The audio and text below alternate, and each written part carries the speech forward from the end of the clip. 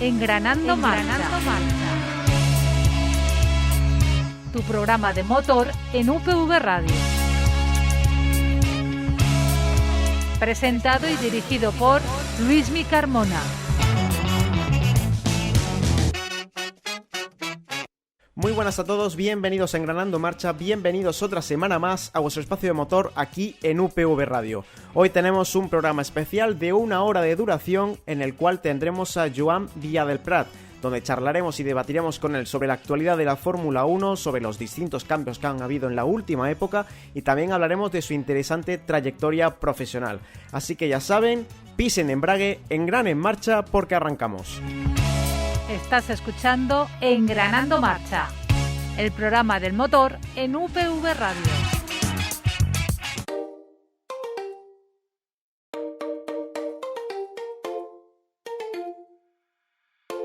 Entrevista de 98 octanos. Arrancamos nuestras entrevistas 98 octanos y tenemos con nosotros a posiblemente uno de los mecánicos más laureados de la historia de la Fórmula 1 y que también habla español. Tenemos con nosotros a Joan Villadelprat. Joan, muy buenas. Hola, buenas. Mecánico cuando era jovencito. Después hay muchas más cosas de explicar que no solamente mecánico. Esto es cuando empecé. También ingeniero y pues de los más laureados, comentarista, director de equipo. Esto sí, pero no, ingeniero tampoco. A veces la gente me dice que soy ingeniero, no, tampoco fui ingeniero en absoluto, pero lo que sí tenía es a todos los ingenieros bajo mi batuta. He sido mecánico, jefe de mecánicos, team manager, director deportivo, director de operaciones, director general.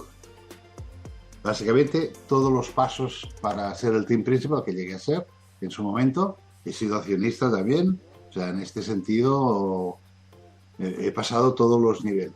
Por esto que quedarte solo con el mecánico no queda del todo bien, ¿eh? Pues, bueno, si te parece, arrancamos con las preguntas y así pues vamos conociéndote un poco. Y lo primero es una pregunta que realizamos para nuestros oyentes que no suelen estar muy enganchados al mundo de la Fórmula 1 y es preguntarte quién es Joan Villadelprat. Pues una persona que de pequeño tuvo la gran suerte, cosa que a veces los chavales jóvenes esto no lo tienen claro. Yo sí tenía claro que me gustaban los coches de carreras y esta era mi ilusión, mi hobby, y al final tuve la suerte de hacerlo mi profesión, ¿no? Y mi modos de manera de vivir, o sea que nada más, una persona con muchas ganas, con mucha ilusión, con fuerza y que el destino le ha ido dando las oportunidades para ir creciendo dentro de un mundo que quizás ahora ya es mucho más fácil y hay mucha más gente española en particular en el mundo, pero en el tiempo que yo empecé y que estuve, te puedo asegurar que solo era yo. No había ni Dios en el mundo de la Fórmula 1. Era todo cotado para gente, para los ingleses o para algún francés, los italianos por parte de Ferrari y algún otro italiano que se escapaba en algún equipo, pero españoles no había ninguno, eso te lo puedo asegurar. Y por más de 20 y pico de años no hubo ninguno. Pues a poco, bueno, con cosas que hasta creo que, o al menos me gustaría pensar, que con cosas que he hecho yo han motivado a muchísima gente a entrar en este mundo. Cuando yo hice lo de Epson Euskadi, hicimos la escuela con el máster, eso también ayudó a muchísimos ingenieros a estar en el mundo de la Fórmula 1. Al menos esto es lo que me dicen cuando me encuentran, que me dan las gracias por el proyecto de Epsilon. O sea que, bueno, ahora quizás no es que sea más fácil, pero está más abierto, ¿no? En aquel momento que un español o catalán como yo entrara en este mundo, la gente lo miraba un poco raro. Vamos a recopilar un poco ese inicio y es que toda pasión, sea por deporte o por cualquier otra cosa, tiene un comienzo. ¿Cuándo determinas que comienza a apasionarte el mundo del automovilismo, de la Fórmula 1 y cuándo decides empezar a querer trabajar en él? Bueno, pues una carrera de Montjuic que me llama mi padre, que fuimos a ver, pero no era previo a Fórmula 1. En aquel tiempo en el paddock estaba libre, la gente podía caminar y ver los camiones y cómo montaban y desmontaban los coches, era fácil, había una barrera solo pequeñita para no molestar, pero tú podías estar ya mirando como los mecánicos de Fórmula 1 hacían sus cosas, ¿no? Y yo me quedé absolutamente boquiabierto con las cajas de herramientas, las herramientas todas bien puestas, ordenadas, con toda una serie de cosas. Yo vengo de un mundo, mi padre tenía una empresa de camiones, teníamos 3 camiones en el garaje, siempre he estado un poco rodeado de grasa, de aceite y de muchísimas otras cosas, ¿no? Cuando había que reparar un camión, pues siempre estaba allí metido. Me acuerdo que esperaba que llegaran los camioneros a casa para entrar al camión, sentado en la falda del camionero, todo este tipo de cosas. O sea, siempre he tenido un poco el motor dentro de mi cuerpo. Pero en este punto en particular en Montjuic dije, esto es lo que quiero hacer, esto es lo que voy a hacer. Entonces mi padre un poco quería sacármelo de la cabeza y pensó, lo voy a meter a casa de un amigo que es mecánico, que le den de palos, a ver si lo cansamos, ¿no? Y al contrario, fue todo al revés, ¿no? Sí es verdad que estuve 6 meses trabajando con alguien que es casi como la familia, era un trabajo de limpiar y de nada más, y de mirar y escuchar. Después salió una oportunidad importante dentro de mi pueblo, que es otros amigos que corrían en carreras de subida de encuesta y rallies, etcétera. Aquí en el pueblo de Sant Cugat, que es donde soy yo, se creó la escudería El Mesón, que era un bar donde la gente se reunía, y como tenemos la Rebasada, que es una carretera que va de Sant Cugat a Barcelona, que son 25 kilómetros de subida y bajada, pues bueno, siempre ha habido esta afición al automovilismo, ¿no? Entonces yo a través de este taller que se llamaba Flash Moretti, este sí que era un taller dedicado exclusivamente a coches de carreras. Hacíamos rallies, subidas de encuesta, hicimos hasta fórmulas, montamos hasta fórmulas y creamos el Fórmula, el Martini de la 1430. Entonces aquí es donde yo empecé a trabajar con las fórmulas. Ganamos el Campeonato de España en 1430 con Federico Van de Hoven, ganamos con el Martini la 1800 con Villacieros.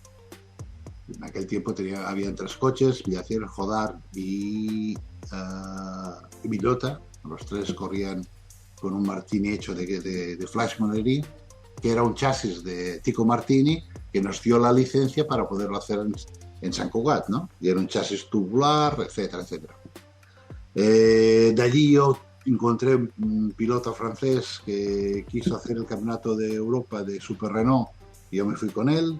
Estuve viviendo en Nogaró, en Francia, dentro del motorhome casi un año. Llevaba el camión, hacía de mecánico, hacía de manager, hacía un poco de todo, porque éramos solamente el piloto y yo. Entonces esto ya me dio una gran experiencia. A partir de ahí pues tuve que ir al servicio militar, y en el servicio militar me salió la oportunidad del equipo nacional español, que era un equipo pagado por la Federación Española y con sponsors de españoles, donde corrían en su momento Cano Manuel Villacieros, después fue Fermín Vélez y Jordi Catón. Entonces necesitaban un mecánico. Yo les dije, si me sacáis de aquí, de Valencia, de donde estaba. Entonces el presidente de la Federación, que era el príncipe de Baviera, hizo una carta al general de Estado de Valencia, Milán del Bosch, diciéndole que si me podía yo irme del servicio militar. Sí, me dieron el pasaporte y estuve básicamente, no llegó ni a 10 meses de servicio militar. Me fui a Inglaterra, en el equipo nacional español, empecé como mecánico, terminé como jefe de mecánicos. A partir de ahí llegó el equipo nacional chileno, que a través de RAL, que era el equipo oficial de RAL, con el nuevo coche de aquella temporada, que era el RT1, si no me recuerdo mal, el RT2, no me acuerdo ahora, uno de los dos. Entonces el mismo Ron Townley, que era el dueño de RAL, puso mi nombre en la lista para el equipo chileno. Me llamaron, fui, acepté, terminamos la temporada.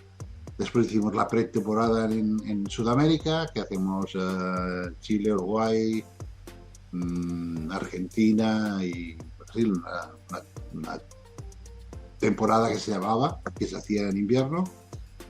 Volví otra vez a Inglaterra porque me quedé, aquello se terminó, me quedé sin empleo y me fui a llamar al equipo que yo creía dentro de la Fórmula 3 que era el mejor equipo, el más ordenado, el más bonito, el más elegante, el que trabajaba mejor y que normalmente ganaban, que era Project 4.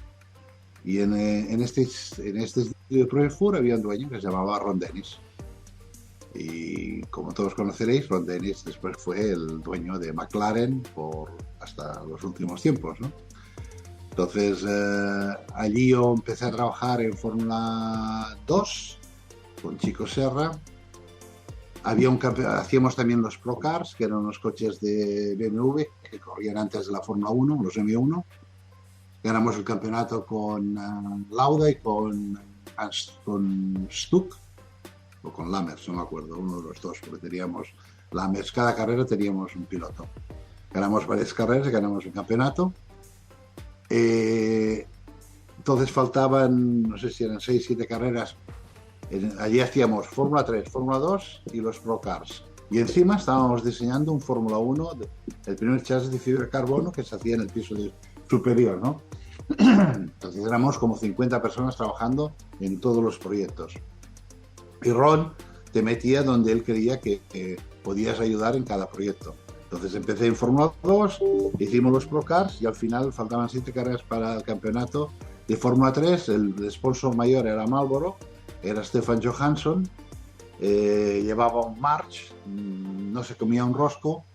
Ron, en aquel momento el RALT era mejor. Ron decidió cambiar todo el equipo, comprar un RALT, me metió a mí de mecánico en aquel coche y básicamente teníamos que ganar todas las carreras y hacer la vuelta rápida, porque con la vuelta rápida que se ganaba un punto podías ganar el campeonato. Matemáticamente era así. ¿Y qué pasó? Pues que ganamos las 6 carreras, hicimos la vuelta rápida en todas las carreras y ganamos el campeonato por un punto con Stefan Johansson. Y este fue mi primer campeonato de Fórmula 3 a nivel, dijéramos, internacional. A partir de ahí, Project 4 se une a McLaren, se crea McLaren International, y de McLaren, que eran 150 personas, pues quedan como 20 o 30, y de Project 4, que éramos casi 50, quedamos 8 o 9. Y entre estos 8 o 9 en aquel momento sigo estando ilegal en Inglaterra, acuérdate, ¿eh? Todo esto es en un país donde necesitabas permiso de trabajo, que no lo tenía y que estaba de ilegal, no era la Comunidad Europea que podías ir a trabajar. Entonces tenía que estar muy atento de que no me pillaran trabajando porque me echaban del país y no podían entrar. Que esto pasó a un amigo mío, que estuvo 5 años sin poder volver a entrar a Inglaterra.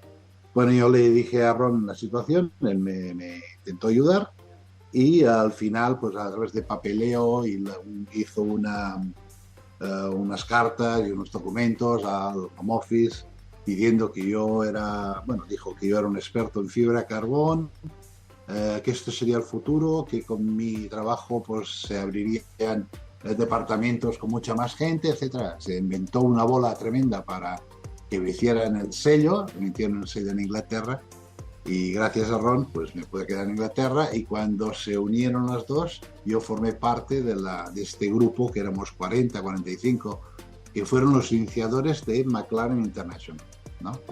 Allí estuve 6 años, ganamos 5 títulos con Lauda, con Prost y de constructores, ¿no? 2 de Prost, 1 de Lauda y 2 de constructores.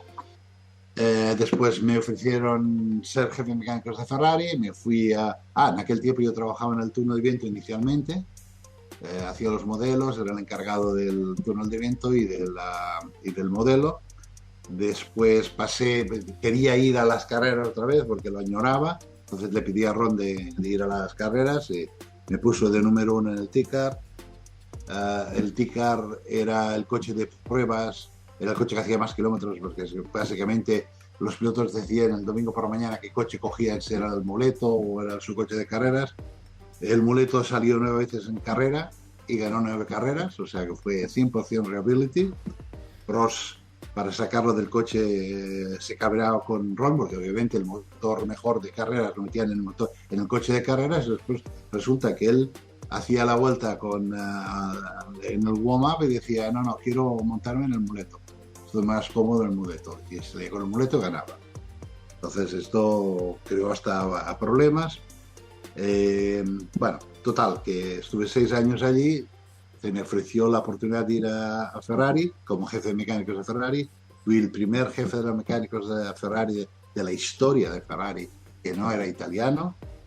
Estuve 3 años de jefe de mecánicos, me ofrecieron ser ayudante del team manager, le dije que no, y me ofrecieron ser team manager de Tyrrell, que es donde fui. Estuve un año en Tyrrell haciendo de team manager. En aquel momento esto fue una cosa importante, porque esto fue Ron Dennis el que me lo ofreció, ¿no? Ron Dennis tenía una opción con Tyrrell de una percentual del equipo, ¿no? Él ponía sponsors y que él ponía gente y el coche y diseñaba, etcétera, ¿no? Y entonces él quería tener un hombre allí dentro y forzó a Ken Tyrrell de tenerme a mí como team manager para que yo reestructurara el equipo y que fuera bien. Y la verdad es que fue bastante bien, porque de un equipo que no se clasificaba, terminamos cuartos o quintos en el campeonato, estuvimos 2 veces segundos con Gian Alesi en guerras cuerpo a cuerpo con el famoso Ayrton Senna. En Phoenix terminamos segundos, en Mónaco terminamos segundos, y al final de año pues obviamente nos iba a entregar, en aquel momento teníamos un motor Cosworth de Brian Hart, que era el preparador, y Ron llevaba en aquel momento el V10 y pasaba a tener McLaren el V12. Entonces el V10 quedaba libre y en teoría nos lo daba a nosotros. Entonces era el momento de crecer de Tyrrell. Habíamos hecho algo espectacular con muy pocos medios. Cambiamos la imagen del equipo, lo hicimos tremendamente bien y fuimos competitivos. Yo empujé a Ken de hacer una serie de inversiones. Él no quería hacer inversiones, él estaba contento con lo que habían hecho y estaba contento con estar allí. Y yo se lo dije a Ron. Ron intentó comprar más acciones del equipo, no pudo. Y entonces decidimos que tanto él como yo nos salíamos. Y de allí me ofrecieron ser team manager y operations director de Benetton, y me fui a hacer el team manager, operations director, y después fui operations director y sporting director, las 2 cosas. Estuve 10 años en Benetton, que ganamos los mundiales con Michael y con 2 títulos con Michael y 2 de constructores. Exacto, pues igual, total son 8 los que tengo. Y de allí hubo un proyecto que nadie lo sabe, pero que fue una intentona de Telefónica a través de Juan Villalonga, que era el presidente, de hacer un equipo español de Fórmula 1. Me convencieron de hacer este proyecto. Dejé Benetton, me fui a Madrid, trabajamos en el proyecto, todo estaba consensuado, dónde lo íbamos a hacer, la pasta que iba a poner, todo estaba perfecto, y echan a Villalonga por cuestiones personales con Aznar y mujeres y toda una serie de cosas, ¿no? Pues echan a Villalonga, le dan muchísimo dinero y todos los proyectos de Villalonga al caraje. Básicamente todo parado. En aquel momento pues estoy yo sin trabajo, me llama Pros, que estaba en números rojos, y me pide de ser el director general de Pros e intentar ver si la podemos vender o intentar como mínimo bajar estos números rojos. Sí, bajamos 20 millones, lo que era la deuda en aquel momento, pero al final el equipo cerró y se terminó la historia. Entonces volví a España, estuve un tiempo descansando y decidí formar lo que era el Epsilon Euskadi, que fue un proyecto tremendo donde básicamente lo que quería era unir lo que era la parte deportiva con la parte de ciencias, de estudios, con la parte de industria, todo dentro de un mismo sitio en el cual uno se alimentaba del otro proyecto, ¿no? Y esto fue un poco la idea de Epsilon Euskadi, tener una escuela donde formábamos ingenieros, una escuela abajo donde formábamos mecánicos, teníamos coches de carreras, llegamos a tener 12 coches de carreras corriendo un fin de semana, y encima trabajábamos para la industria general, para Aernova, para Airbus, para muchísimas cosas, ¿no? Para empresas, para aviones de cazas, hacíamos piezas, vendíamos. O sea, teníamos industria, teníamos deporte, teníamos ciencia, por decirlo de alguna manera, ¿no? Todo esto en un mismo bloque, en un mismo sitio. Creo que era una idea espectacular, muy avanzada al tiempo, porque nadie lo estaba haciendo. Y ahora la están empezando a hacer algunos, pero aquello fue espectacular y la gente que estuvo allí creo que te puede avalar con esto.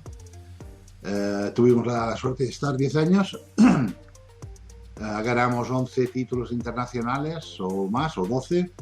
Fuimos campeones de Europa 2 veces, campeones de Italia, campeones de Francia.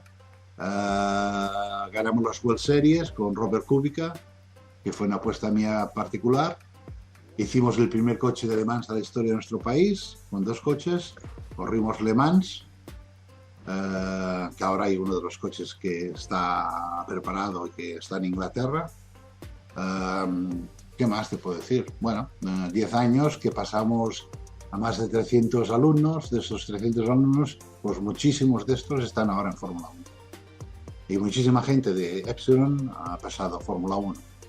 Y si no es en Fórmula 1, en prototipos, en Le Mans, en el mundo de la competición. Y esto es algo pues que al menos es una pequeña huella que yo he dejado dentro de lo que es el automovilismo. A partir de ahí, por cuestiones políticas, murió Epsilon y ya está. Después es cuando empecé a trabajar para televisión. Había trabajado para TV5, para La Sexta, después por TV3, obviamente la catalana, que hice un par de años con ellos, y Movistar.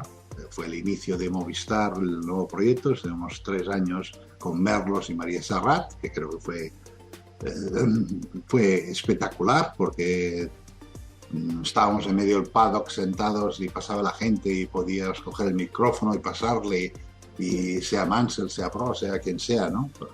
Porque nos conocían a todos, o al menos yo conocía a todos. Y a partir de ahí, pues ahora hago radio, Onda Cero, y algún que otro chat. Ya está. Mi edad es 67 años y empecé a trabajar a los 15.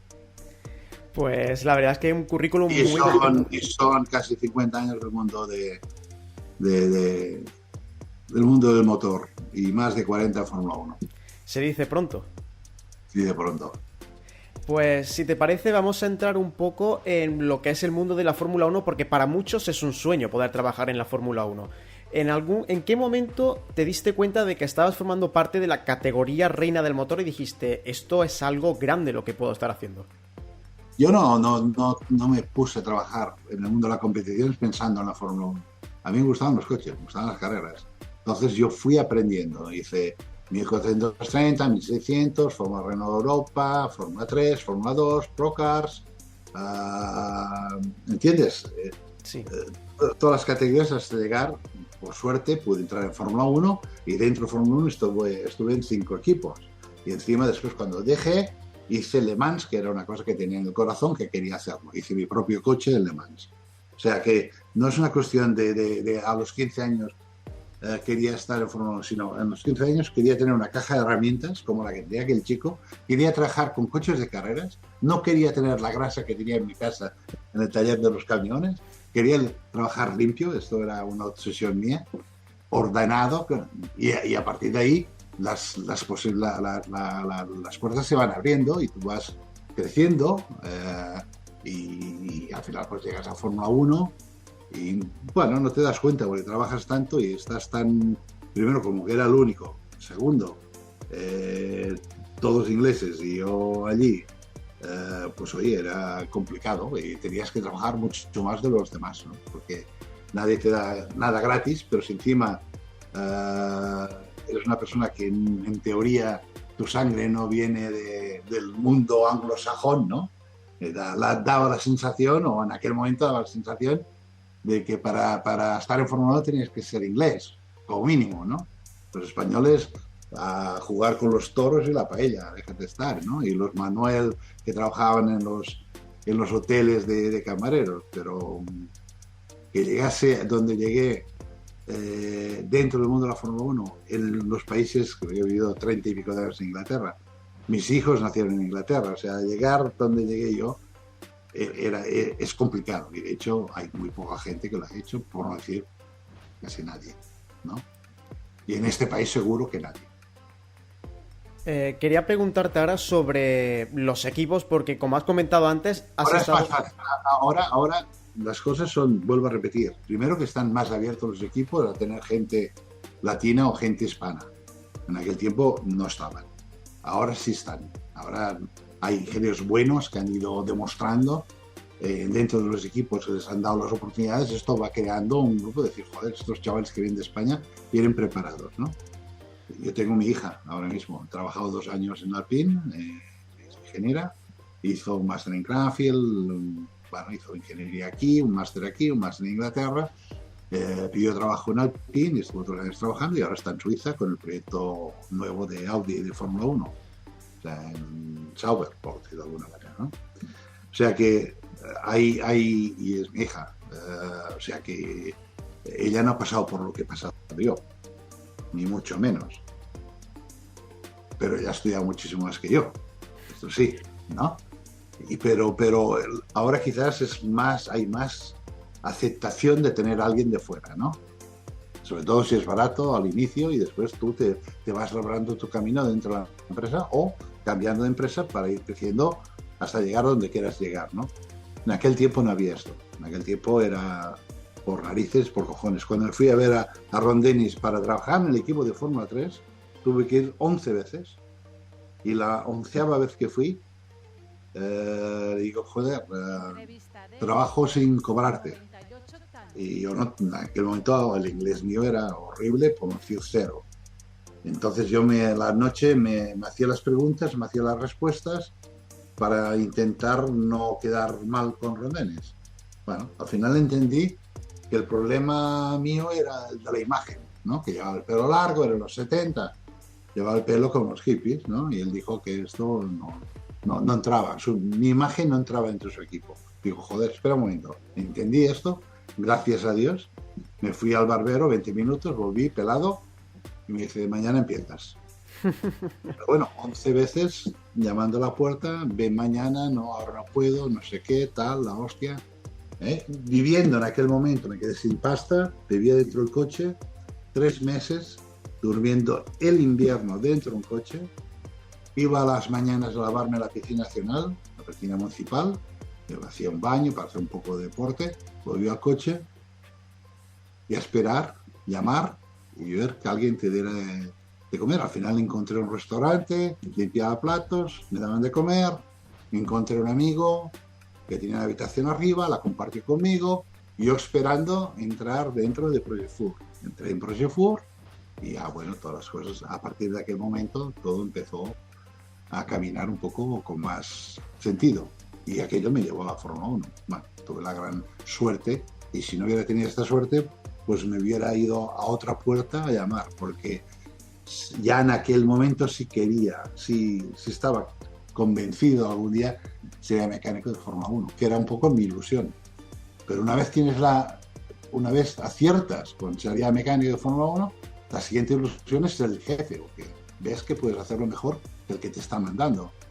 Y cuando ya tienes esta posición, ves que la posición de su jefe, que es el manager o quien sea, también lo puedes hacer. Y vas creciendo a medida que tú te vas formando, ¿no? Esto es como funciona, o al menos como funciona a mí. Ahora no sé cómo se hace ya.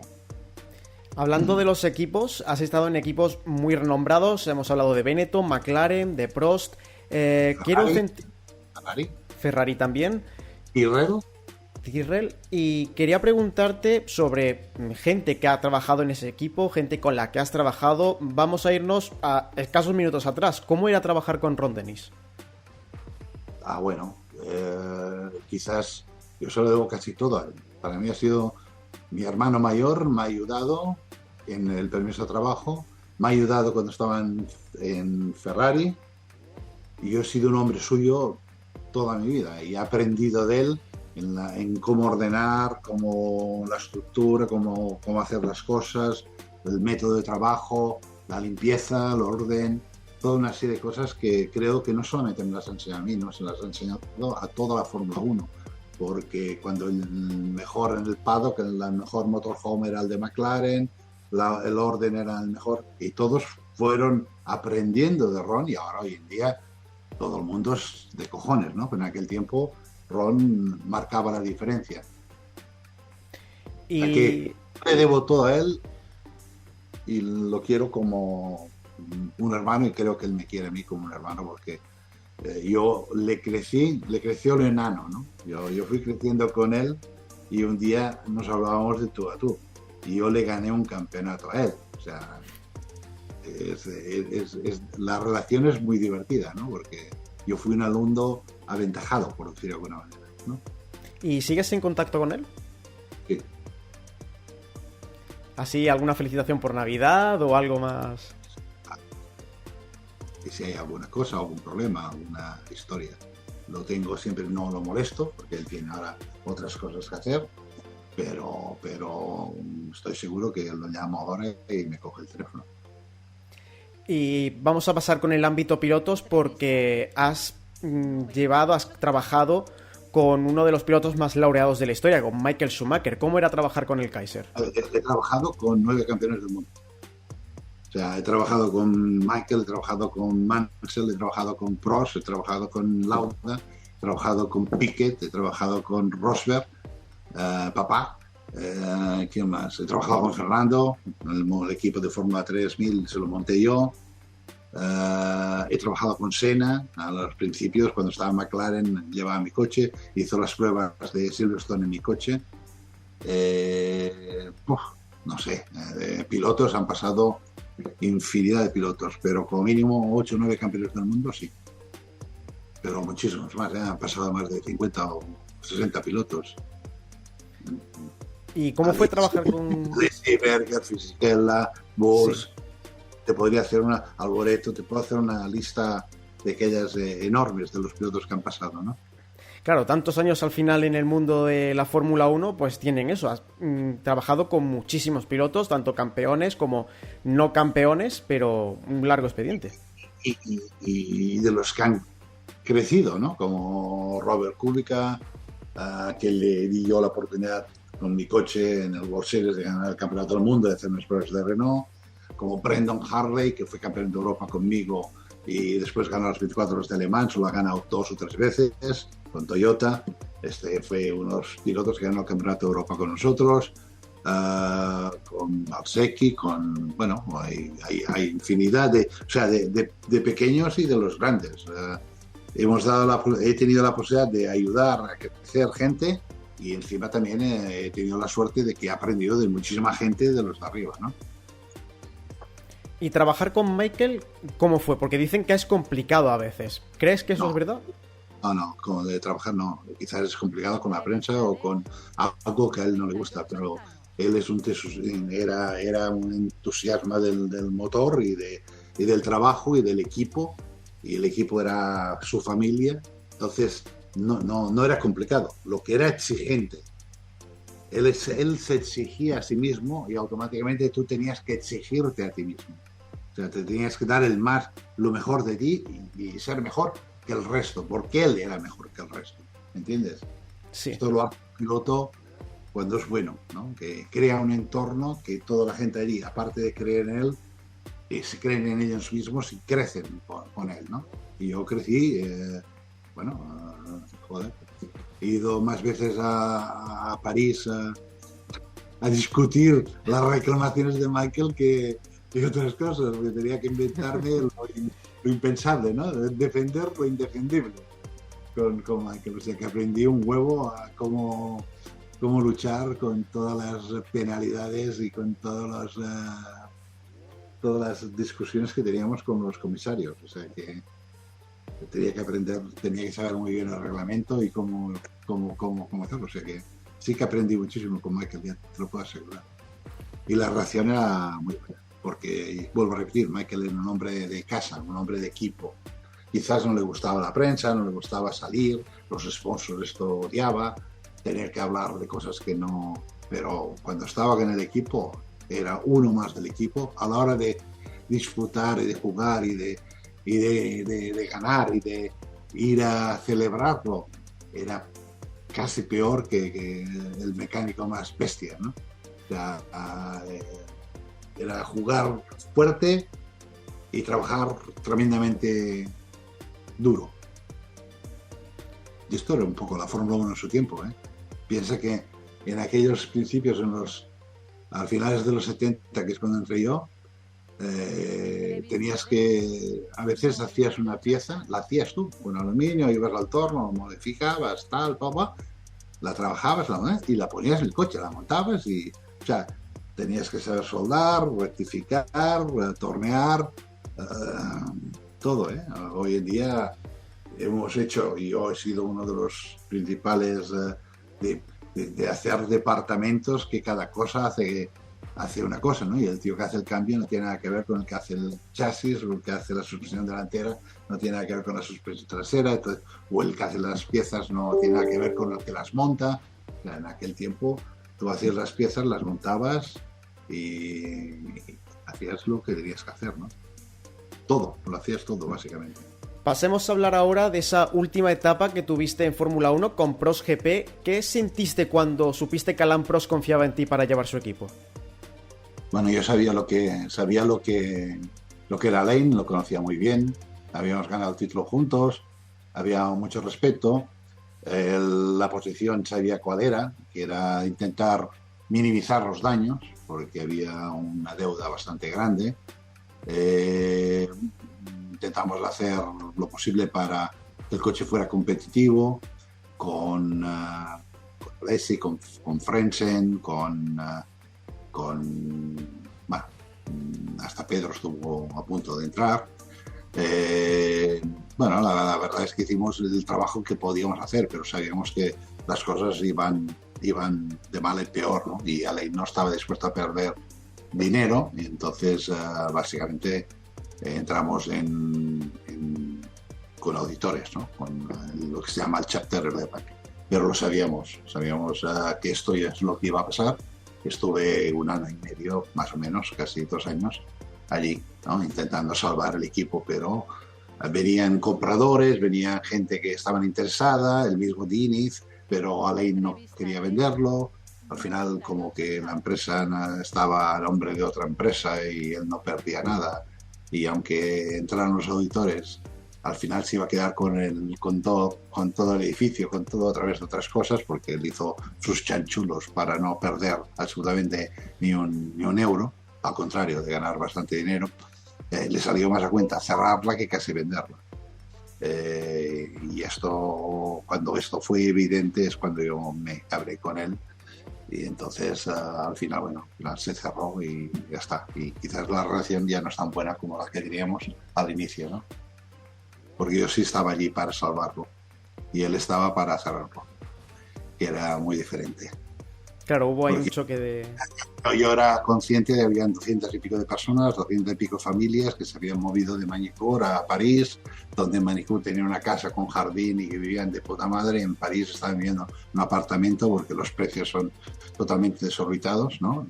Lo que valía vivir en París, y que podías hacer mucho daño cerrando la empresa, ¿no? Y toda esta gente se iba a la calle.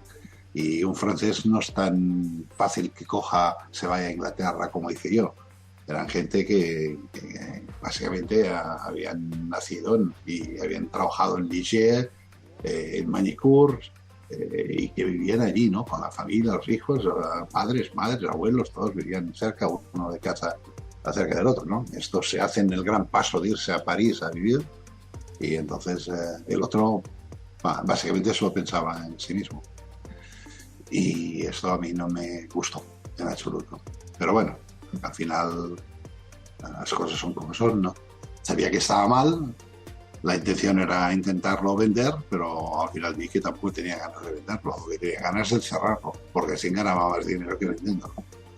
Y estas son cosas que son para el libro, si un día hago un libro. Estaría bastante bien, ¿eh? Yo creo que a nuestros oyentes, con lo que están oyendo ahora, estarían muy interesados en leerlo. Seguro, seguro. Y quizás me encontraré en la cuneta en algún sitio. Después de haber hecho un libro. Porque si te digo todo lo que sé... ¿Grandes secretos hay por ahí? Piensa que ser la mano derecha de Flavio por 10 años te da mucho para no un libro, no, una enciclopedia. Pues bueno, te comento que si algún momento quieres pasarte otra vez por Engranando Marcha y decir esas ideas que tuviste con Flavio, esas ideas de Flavio, cosas secretos que hay dentro de la Fórmula 1. Lo que tengo que decir ya lo he dicho muchas veces, pero no, está hay cosas que son personales y que se quedan en el personal, que es donde tienen que estar y mueren en el personal, ¿no? Pero bueno, hay gente que te ilusiona, hay gente que te ilusiona y después te desilusiona, ¿no? Y fue uno que me desilusionó, ¿no? Flavio no. Pues hablemos ahora de la etapa por la que mucha gente te conoce también, que es por la etapa de comentarista de televisión, y hablemos de Movistar. ¿Echas de menos ir a los circuitos, narrar carreras? Echo menos lo que estábamos haciendo cuando lo hicimos, porque detrás nuestro jefe, el jefe superior de Telefónica, era un tipo que de verdad quería ser imparcial, quería hacer las cosas bien hechas, hasta que al final, pues obviamente, las luchas internas de Telefónica, el director lo enviaron a otro sitio y después todo el proyecto se cambió, ¿no? Y compraron Plus y a partir de ahí todo cambiaron la gente, cambiaron toda una serie de cosas, ya la directiva no iba tan de acuerdo con nosotros, hicieron un cambio radical total, ¿no? Porque todo el equipo lo echaron. Pero el inicio y lo que estábamos haciendo, creo que lo estábamos haciendo muy bien, muy bien. Fuimos pioneros en muchísimas cosas, las entrevistas en el paddock eran espectaculares, mi capacidad para poder, lo que hace Fábrica, Albert Fábrica, eso es lo que inicié yo, ¿no? Explicar las direcciones técnicas, los cambios en cada coche. Esto lo hacía personalmente, iba allí, miraba, lo explicaba, el alerón, la diferencia entre uno y el otro, todo esto que en aquel momento no existía, lo empecé a hacer yo, ahora ya lo hacen varios equipos y Albert lo hace perfectamente, ¿no? Las explicaciones que da. O sea que íbamos encaminados en hacer un buen trabajo. Bueno, teníamos María, que era espectacular, haciendo entrevistas con los directivos, Josep Luis, que era un gran narrador de carreras, para mí de los más grandes. O sea que yo creo que el equipo era un equipo bueno. Teníamos pilotos que venían tanto Alguersuari como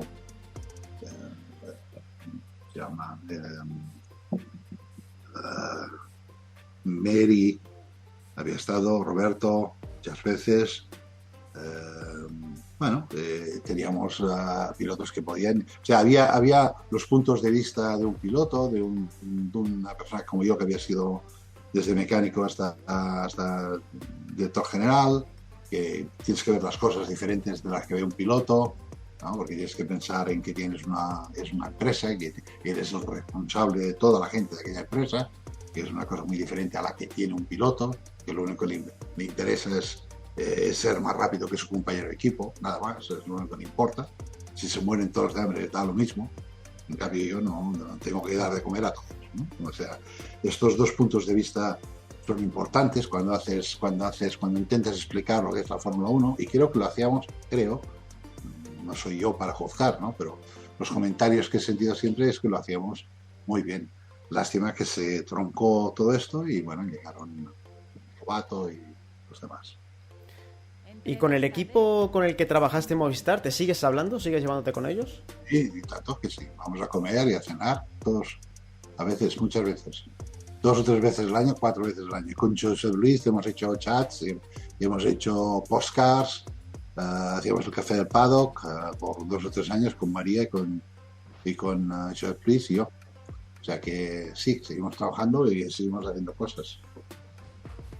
Y si te parece, vamos a pasar ahora a hablar, dejamos un poco el ámbito profesional y tus vivencias y vamos a hablar de la Fórmula 1 y de todo lo que ha sido hasta el momento y lo que es ahora. ¿Cuál es la mayor diferencia que tú ves entre las carreras de antes y las carreras de ahora? Tanto como espectador como desde dentro.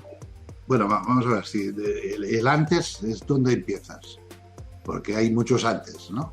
Si voy al antes de los inicios, donde creo que a mí me gustaba ver la firma del ingeniero, ¿no? Tú podías identificar qué coche era por el diseño y quién lo había diseñado, ¿no? Tenías Barnard, Gordon Murray, Harry Postlethwaite, Forgieri, o sea, tenías estos grandes diseñadores que más o menos hacían una pincelada de su firma en cada auto que hacían. Tú veías coches diferentes, con gente que pensaba de una manera, gente que pensaba de otra.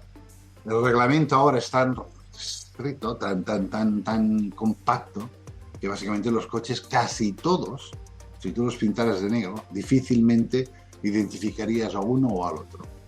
Esto creo que es el hecho de restringir tanto el reglamento a mí no me ha gustado nunca, pero es porque soy un romántico. Hay una lógica de hacerlo, ¿no?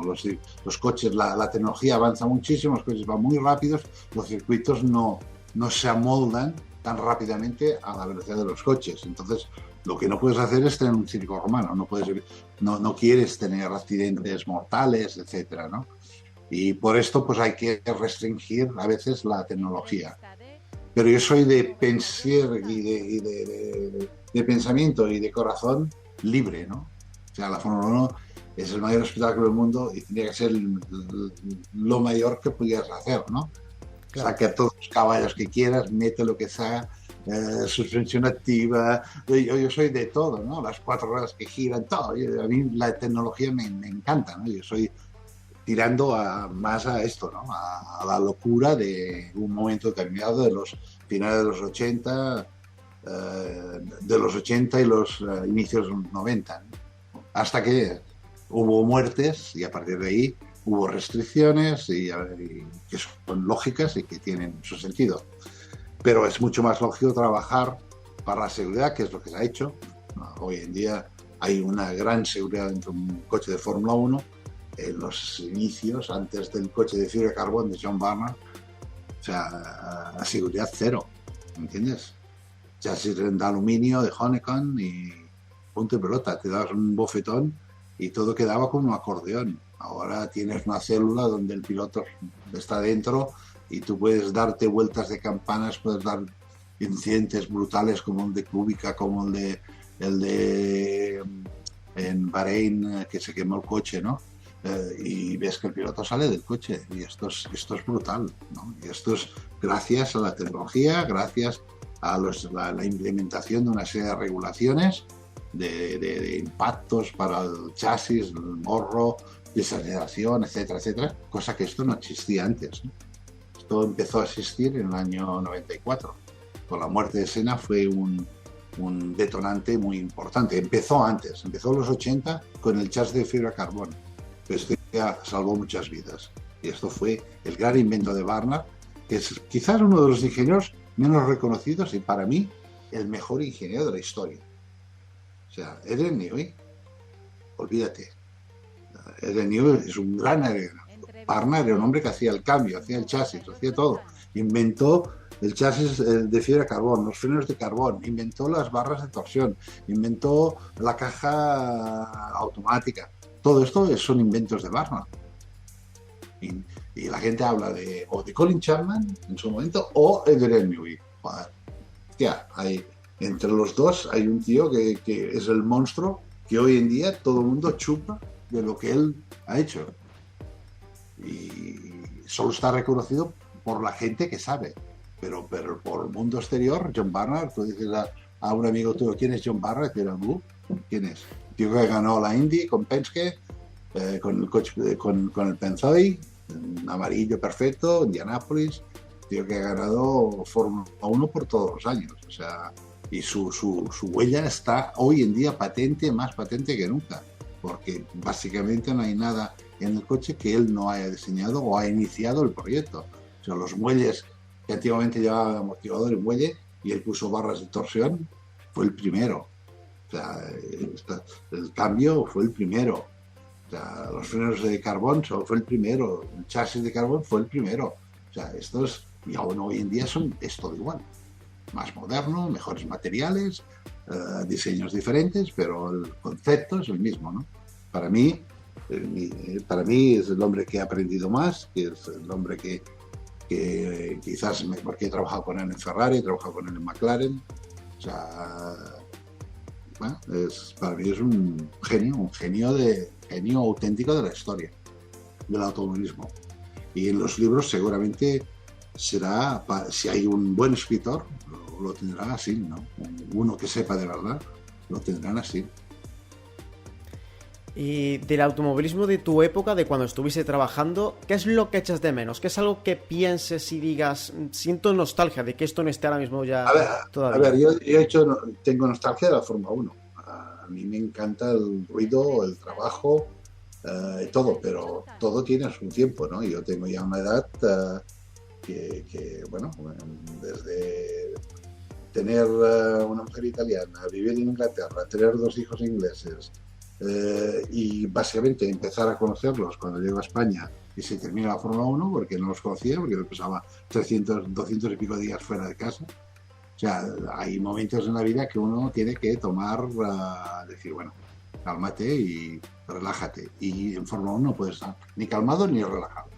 Vas a tope 24 horas al día, ¿no? Y tú tienes que tomar decisiones, ¿no?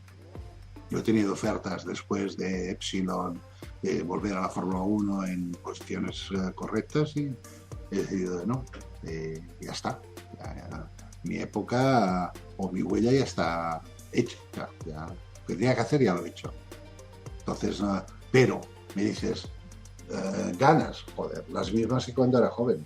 Yo me estoy comentando la Fórmula 1 y en la salida siento lo mismo que sentía cuando estaba al lado de los coches y vivo la Fórmula 1 y me entero y me informo y me mantengo al día a través de mis amigos, a través de lo que leo, a través de toda una serie de cosas, las tecnologías y en toda una serie de cosas, ¿no? O sea que sigo viviendo la Fórmula 1 igual como la viví antes, lo que no soy activo en pista.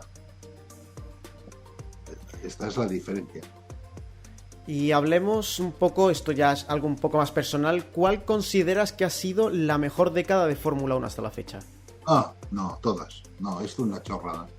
Decir cuál es el mejor piloto, cuál es la mejor época, esto es imposible. Cada época es brillante. Yo he tenido la gran suerte de que he pasado una transición enorme, ¿no? De un chasis que era tubular, después un chasis que era de honeycomb, de aluminio, después un chasis de carbón, después, o sea, yo he visto una gran transformación tecnológica, pero no tiene nada que ver en cada año y en cada momento ha sido excepcional, porque siempre quieres ser el mejor de tu momento y de tu época. Entonces, hacer estas comparaciones para mí son una chorrada, ¿no? Como, ¿para qué quieres comparar Fangio con Schumacher o con Hamilton, ¿no? Me parece ridículo. No puedes comparar Fangio, no puedes comparar, son otros momentos, otras épocas, otras historias, otra gente, ¿no?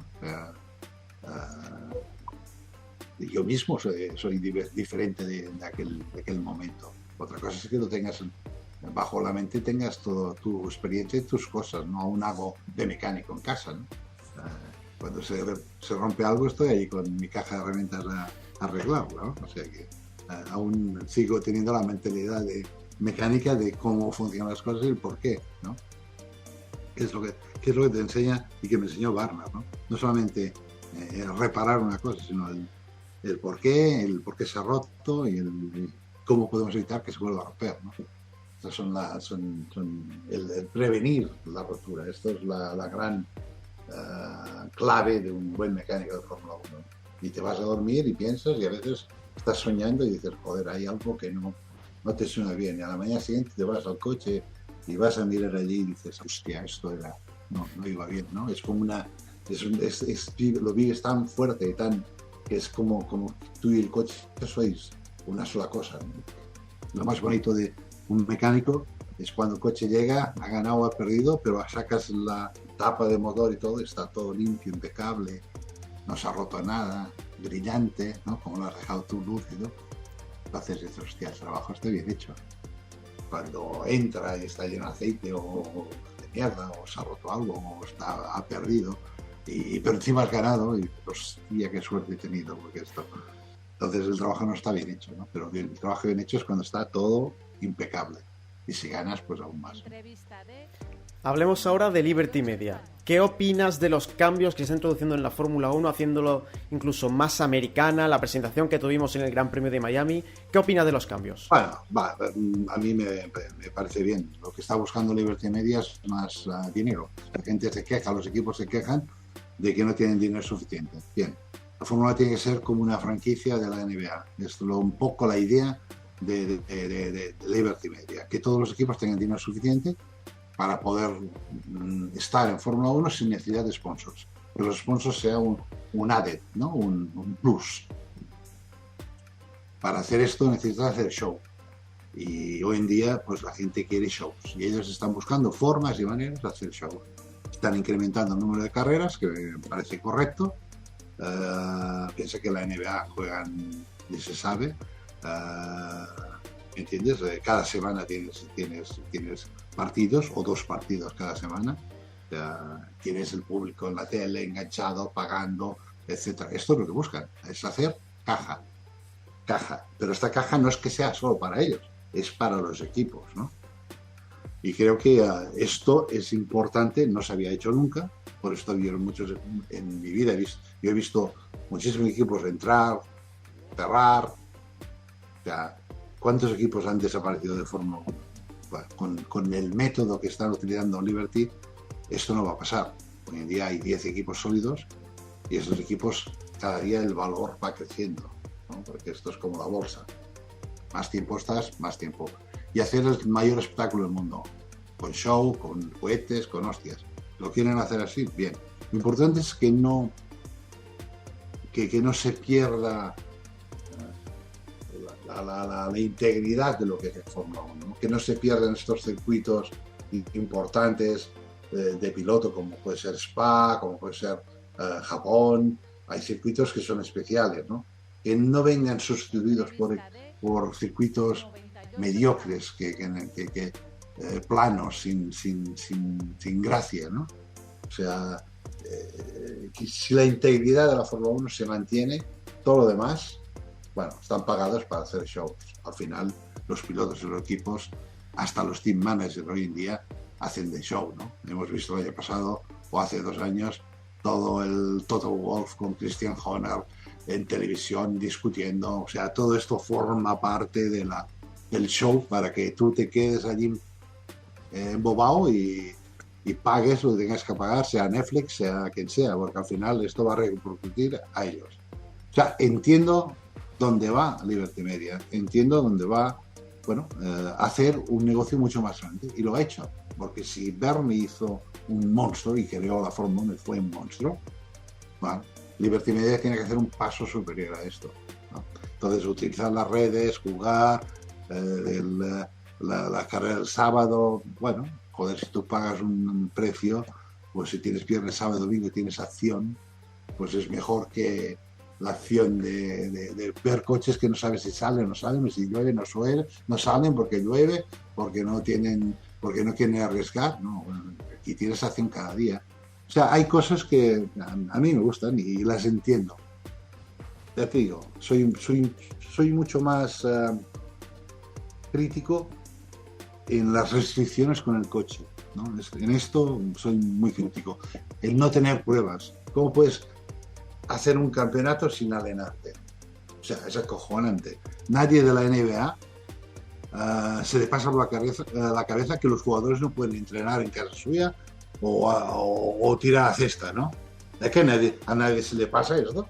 A un corredor de los 100 metros, a nadie le dice, oye, tú no puedes entrenar, no puedes hacer los 100 metros hasta el día que te toque. ¿Es que esto no tiene sentido? Pues ¿por qué la Fórmula 1 le dan solamente 3 días para estrenar un coche nuevo que si te equivocas, has jodido todo el año?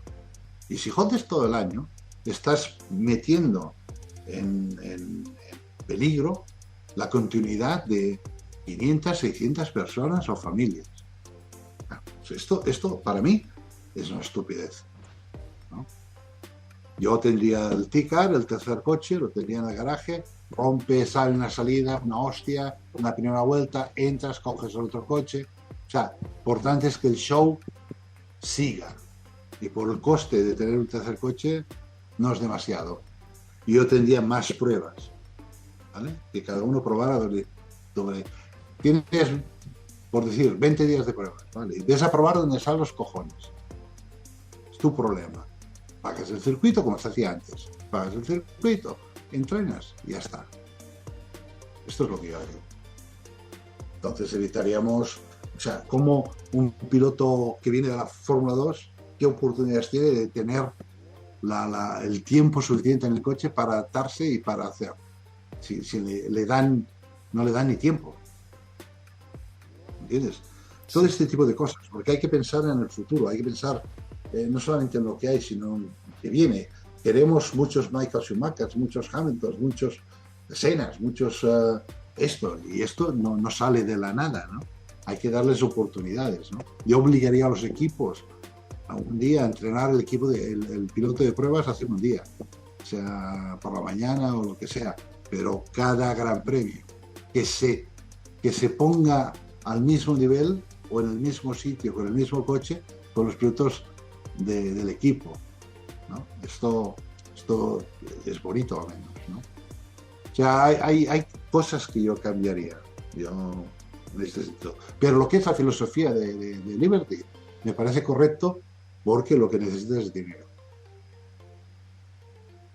Necesitas dinero, ya está. Necesitas dinero, los equipos necesitan dinero, y ellos que han hecho la inversión quieren que la inversión sea de puta madre, ¿no?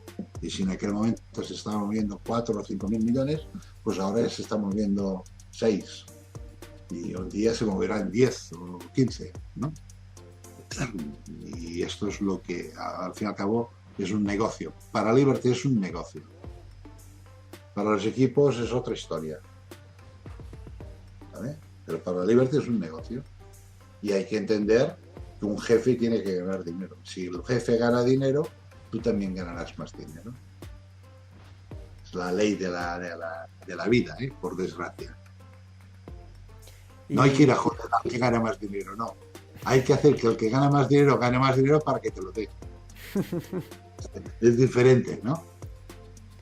Sí, hablemos también de lo que está pasando en la Fórmula 1 últimamente, que es que los coches están aumentando de tamaño, también de peso. Esto es otra mierda. Tener un coche de 200 kilos, esto es la cosa más ridícula que he visto en mi vida. Estamos hablando de coches de 200 kilos más de lo que teníamos en los 80, en los 90. O sea, es brutal. ¿Crees que habría que bajar el peso? Hombre, tanto que sí. Y tanto que sí. Hay que bajar el peso, hay que hacer los coches un poco más pequeños. O sea, joder, han hecho tractores. Es difícil en circuitos como Hungría y estos sitios, o Mónaco, imposible de pasar. Si tuvieras una cosa, imagínate Mónaco, corriendo con Rolls o corriendo con Mini. Con Mini, ¿adelantarías o no adelantarías? Sí. Y con Rolls no, metes un Rolls delante y hay los 20 Rolls detrás, ¿no? Pues esta es la historia. O sea, coches un poco más estilizados, más cortos, para todos es lo mismo. Entonces, esto crearía pues diferentes líneas de trazado porque te lo permitiría. Podrían entrar 2-3 coches en la misma curva, como antiguamente se hacía, que entraban 2-3 coches en la misma curva, uno por fuera, uno por medio, otro por interno. O sea, ahora cuesta mucho. Sería mucho más lácido con los penalties, cuando uno la caga o se tocan, porque al final estos son carreras, ¿no? Si te tocas y te joden y te penalizan, pues al final nadie mete el morro, ¿no? Y lo que quiere es que la gente es que pruebes, que si ves el espacio te metas, ¿no? Como decía Senna. Pues estas son las cosas que no se pueden perder de la Fórmula 1. Y a veces la FIA, siempre que va detrás de toda esta historia, siempre va en retraso, ¿no? Y yo no sé si es la FIA o es la Fórmula 1, pero hay que mejorar en este sentido muchísimas cosas, ¿no? como la constancia en cuanto en resoluciones de un problema, de un penalty, ¿no? O sea, tiene que ser constante, no puede ser que un día uno hace esto y lo penalizan, al día siguiente lo hace el otro y no lo penalizan. O sea, todo este tipo de cosas hay un gran camino para mejorar, ¿no? Esto es otra de las cosas, ¿no? Hay que mejorar la FIA, seguro. Hablemos de la temporada 2023. ¿Cómo ves a Fernando y a Carlos? A ver, Fernando está brillante. Primero porque está contento. Y cuando Fernando está contento y se encuentra bien en el coche, bueno, le sale todo lo que tiene desde hace tiempo que quiere demostrar y que lo está demostrando, ¿no? Que aunque a una edad, dijéramos, excesiva dentro de la Fórmula 1, no se le nota en cuanto a potencial, en cuanto a narices, en cuanto a ganas, en cuanto a ilusión, en cuanto a sabiduría, ¿no? Tiene la misma ilusión de cuando tenía 20 años, pero con una sabiduría mucho más grande, ¿no? Entonces no comete errores, cuando te va a pasar te jugará al sitio y cuando se tira y no hay Dios que lo pare, es rápido, está contento, está brillante. Yo lo veo como nunca, como en sus mejores tiempos. Y encima ilusionado con el equipo, ayudando al equipo, teniendo tiempo para mirar la tele y para decir lo que tiene que hacer su compañero o cómo tiene que conducir. O sea, hay cosas que parece que se ría de todos nosotros, ¿no? O sea que en este sentido lo veo Fernando más Fernando. Fernando plus. Y como están diciendo ahora en redes sociales y tal, ¿tú crees que va a llegar la 33? ¿La victoria? Sí. Sí. No tengas. Yo estoy hasta convencido que puede ser este año. ¿Y te podrías aventurar a qué circuito? Bueno, puede ser Hungría, puede ser quizás hasta Mónaco. Puede ser un circuito donde quizás el piloto tiene algo más que decir que el coche, donde los coches se igualan un poco y él puede sacar un poco las uñas. En carreras quizás en agua, en lluvia, en carreras complicadas, donde hay incidentes, donde hay paradas, donde hay los neumáticos, pues tal. Otra de las cosas que haría, ¿no? Unos neumáticos un poco más débiles, en el sentido de que se gastasen más rápido, tuvieran que hacer más pit stops para hacer más entretenimiento, más estrategias, más cosas. Esta es otra de las cosas. O sea, meter un neumático, salir y llegar al final o cambiarlo la última vuelta porque es obligatorio, me parece una chorrada también total, ¿no? Así que si buscamos el espectáculo, que es lo que busca Liberty, es espectáculo y que la gente entonces, para que la gente se ataque, tiene que haber variedad, tiene que haber posibilidades para todo el mundo, ¿no? ¿Y cómo ves a Carlos? ¿Su año en Ferrari? ¿Crees que puede acabar consiguiendo una victoria? ¿Puede acabar qué? Consiguiendo una victoria, otra nueva victoria. Bueno, yo creo que primero de todo Ferrari estaba brillante. Quizás el año pasado no se dio la importancia de lo que hicieron y terminar segundos parecía que habían perdido. Y yo creo que hicieron un trabajo extraordinario. Pero como siempre es Ferrari, van y echan al tío que ha creado todo esto y ha creado la estabilidad, que ha sido Binotto. Y meten al tío francés a Frédéric Vasseur, que necesitará su tiempo, o no sé si será la persona adecuada o no. Lo que está claro es que ha entrado han perdido el director técnico, han perdido el director deportivo, han perdido... O sea, no se ha ido Binotto, se ha ido 5 o 6 personas que eran claves dentro del equipo Ferrari. Que quizás no se nota, pero se nota. Pues... Y la estabilidad que necesita un equipo para ganar, yo no creo que la tengan. Entonces, tanto él como Leclerc lo tienen duro de hacer. Y lo único que puede hacer Carlos es ser más constante y más rápido que Leclerc. Y Leclerc de momento es más rápido una vuelta. Y esto es una asignatura que Carlos tiene que mejorar de largo. Posiblemente Carlos es más maduro y más rápido en carrera o puede tener un ritmo más rápido en carrera, pero la asignatura de salir delante de Leclerc es la que cuenta para los hooligans y para todos los tifosis de tal, ¿vale? Sí.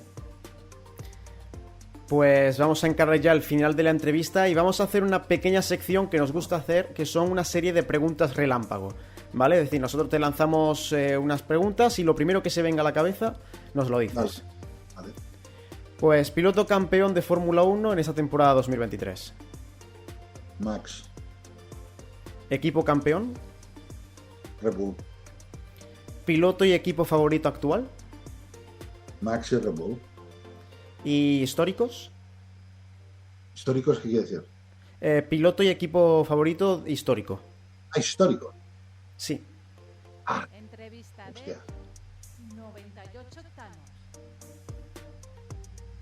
Yo creo que Benetton, 94, con Michael y el equipo. Y digo esto porque toda la gente que formábamos parte de aquel equipo, todos son los putos amos de la Fórmula 1 hoy. Ross Brown, Rory Berg, todos, menos Michael, que pobrecito tuvo un incidente. Pat Simmons, el director de la FIA, Tom Bassi era nuestro equipo. O sea, la mayoría de gente que controla la Fórmula 1 viene de aquel grupo de gente que formamos en Benetton en el 94. Del 91 hasta el 96. ¿Y circuito favorito? ¿Circuito favorito? Bueno, a ver, circuitos favoritos. Circuito, ¿eh? No ciudades. Circuito. Circuito, me gusta Japón. Spa, Japón. Los dos están allí. Y esta es un poco polémica, es la última, pero piloto infravalorado y piloto sobrevalorado. Infravalorado. Me gusta Russell. Y no sé si es el coche o supongo que sí, porque a veces el poder juzgar a un piloto lo juzgas por resultados, ¿no? Y los resultados no es correcto, porque depende de las características del coche, de lo que pasa en el circuito, problemas técnicos, etcétera, ¿no? Por esto que es infravalorado. Para mí es difícil infravalorar un piloto de Fórmula 1, porque todos los pilotos de Fórmula 1 para mí son fenómenos, desde el primero hasta el final, ¿vale? Si no, no llegas a Fórmula 1. Estás hablando de lo mejor del mundo. Claro. Y a veces la gente se olvida. Pero dijimos que pilotos que quizás están decepcionado un poco. Pues Daniel Ricciardo me ha decepcionado el año pasado muchísimo. Este año está fuera. Espero mucho más de Lando Norris. De verdad lo espero. Y eso diría que son las cosas más obvias para mí. Espectacular. Yo creo que Russell ha estado brillante, Max está brillante, Checo Pérez está fuerte, Leclerc está fuerte y comete errores, Fernando está brutal. O sea, hay muchos. Quizás si me dices lo que no te esperabas, pues es Fernando con Aston Martin, ¿no? Esto no me lo esperaba este año. Quizás me lo esperaba en 2 o 3 años, pero no este año. ¿Vale? Pues Joan, con esto terminamos ya la batería de preguntas. Ha sido un verdadero placer tenerte en nuestras entrevistas 98 octanos aquí en Engranando Marcha. Y cuando decidas volver, tienes las puertas y los micrófonos abiertos. Ha sido un placer, de verdad. Bueno, un placer para mí. Ya hemos tenido tiempo suficiente para hablar un poco de todo. Y algún otro día volveremos a hacerlo, ¿eh? Gràcies a vosotros. Art amb veu pròpia. UPV Radio. Si te levantas cada mañana con este grito, Si quieres perderte con las mejores guitarras y voces de ahora y de todos los tiempos. si quieres más rock en tu vida, No dudes en sintonizar I Love Rock and Roll. Los jueves a las 4:30 de la tarde aquí en UPV Radio. Y si te lo pierdes, los sábados a las 7:30 de la tarde. Recuerda, los jueves a las 4:30 de la tarde y la repetición los sábados a las 7:30 de la tarde. Oye, ¿te has perdido alguno de nuestros programas? pues conéctate a nuestra web radio.upv.es radio.upv.es y allá donde estés podrás escuchar nuestros programas cuando tú quieras. Encuéntralos en Radio a la Carta. Toma nota, visítanos y escucha. UPV Radio. radio.upv.es.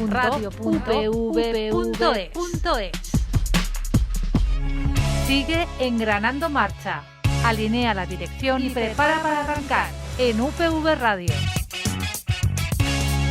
Con esto terminamos nuestras entrevistas en 98 octavos, nuestro especial de 1 hora, ondeamos nuestra bandera a cuadros y aprovechamos para agradecerle a Joan Villa del Prat por este maravilloso tiempo que hemos pasado, ha sido un verdadero placer y nos toca esperar a la Fórmula 1 porque tenemos cita la semana que viene con el Gran Premio de Mónaco, vuelven los monoplazas de la Fórmula 1 al Principado de Mónaco, así que ya saben, tienen ustedes aquí una cita para repasar el Gran Premio de Mónaco en UPV Radio, en la 102.5 en Valencia, o si no se encuentran en Valencia en radio.upv.es los martes a las 2 y a las 6:30. Si se lo han perdido pueden escucharlo en radio.upv.es, en Radio a la Carta y en las principales plataformas de streaming el miércoles por la mañana. Así que ya saben, no se olviden, tendremos que analizar el Gran Premio de Mónaco la semana que viene. Un saludo y gas.